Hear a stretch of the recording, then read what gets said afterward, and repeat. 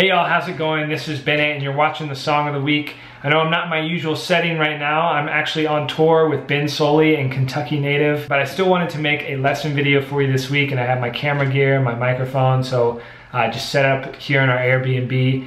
And this week's lesson is on Redwing. It's a popular traditional tune that I've heard a lot at jam sessions, and it's a really fun tune to play. I love the contrast between the A section and the B section chords.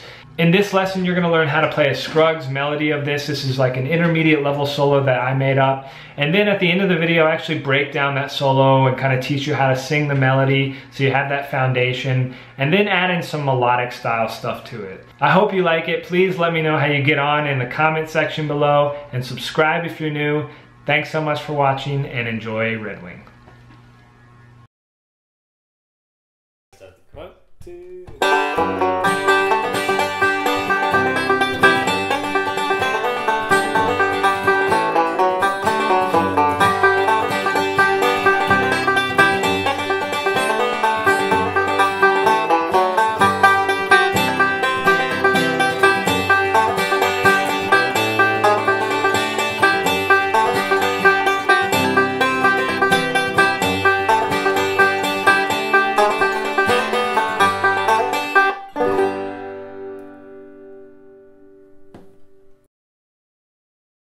One, two, three, four, 1.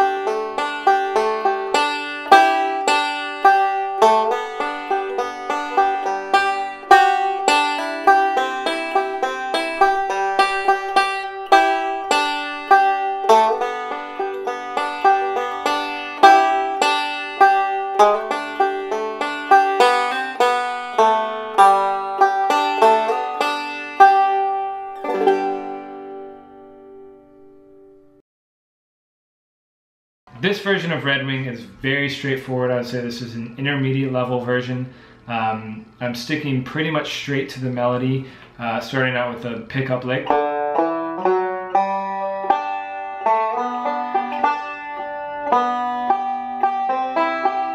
And it's all very da ba da da da ba ba da ba da ba ba. And I would encourage that you actually sing this arrangement or sing the melody for the song. Really get it in your head before trying to learn this one by ear. And this really goes for any of the songs that you want to learn by ear.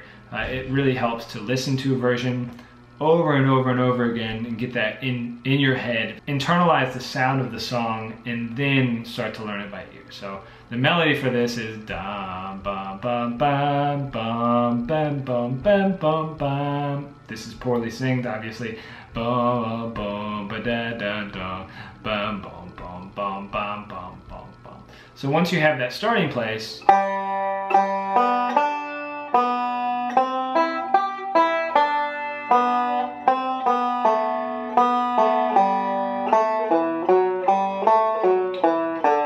then you can start to put in rolls.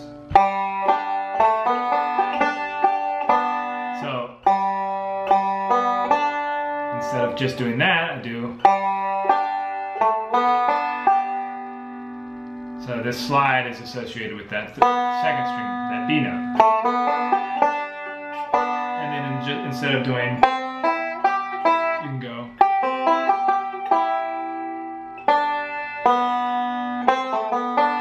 Instead of. But of course, if you went to a jam session, if you played this melody, you know, really beautifully in time without all of the banjo roll stuff, it would still sound great. You know, it's a matter of knowing the melody and being able to play that melody in time. That's the most important part. And once you have that foundation, then you can put the rolls on top of it. So after that,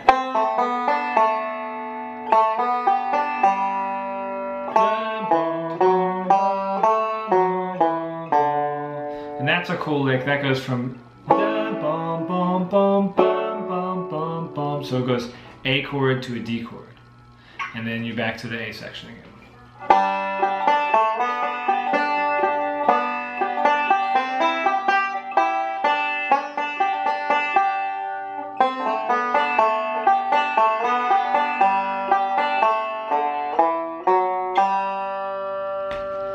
Okay, so the B section, it's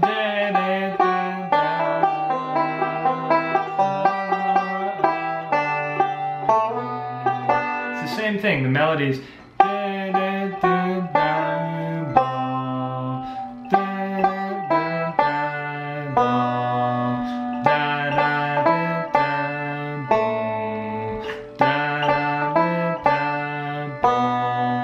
So it's very straightforward, this melody, and it's a very common melody too, so you might already have it in your head, and at that point you can start to add in these banjo rolls.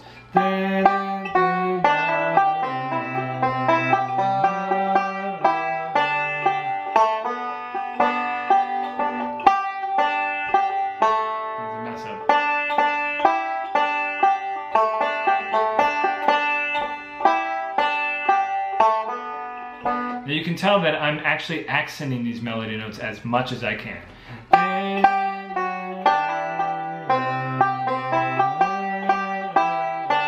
Sometimes I'll do it with a pinch.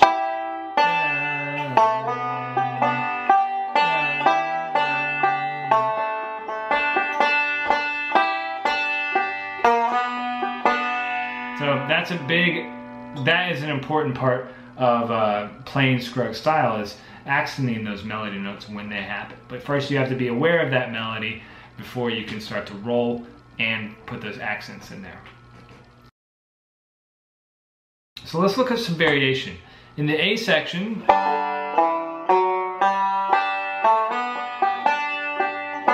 right off the bat you can do some melodic stuff. So that's a cool lick.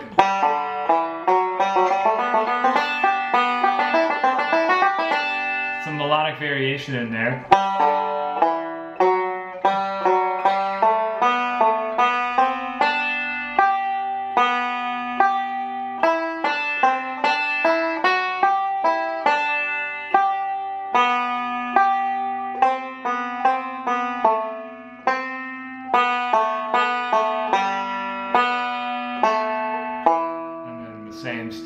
The same stuff that we did in the Scruggs version. It would be worth it to check out the melodic scale first, G melodic scale, to get comfortable with that before moving into this. It's just the framework for this lick, for this variation.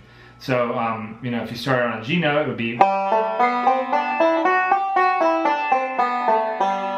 then just go down to that F sharp, go down to that 4th fret, 4th string, because we'll be using that in this lick.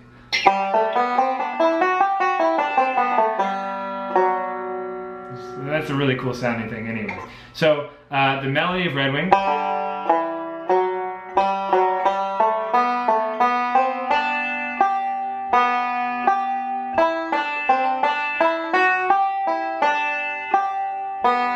So the important part is that you can still hear that melody. Even though I'm playing melodic style in time, and you can hear that melody. I'm bringing out that melody as much as I can. I mean, I could go, you know,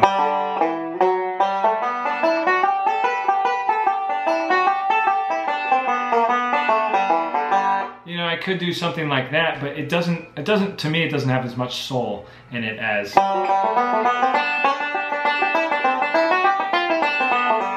you know, or whatever you're gonna do there. But bringing out that melody when you can is a very important part of the music for me. So that's what I was trying to do in these videos. So you got that melodic arrangement, and then you got the D chord. So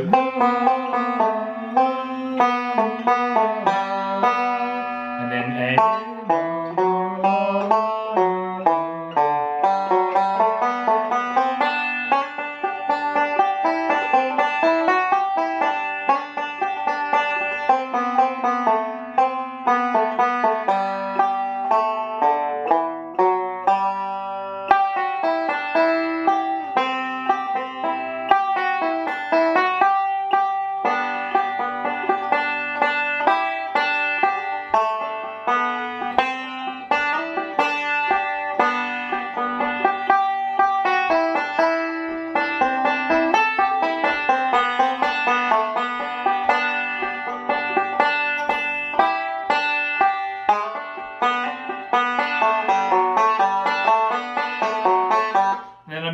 improvising that a little bit. There's some stuff that you could use.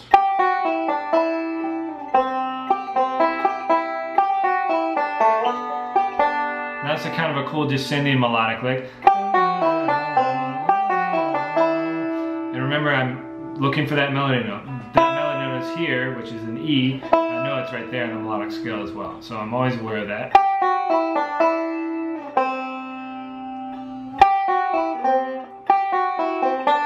That's better.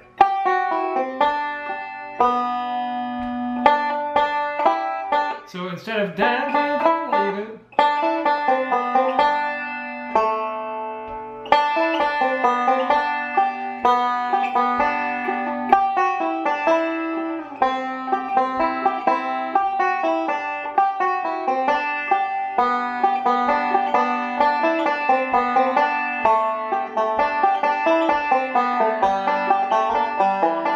So what I did there was I went through my process for creating a break in the melodic style based on that Scruggs break and based on the melody. And I hope that was helpful.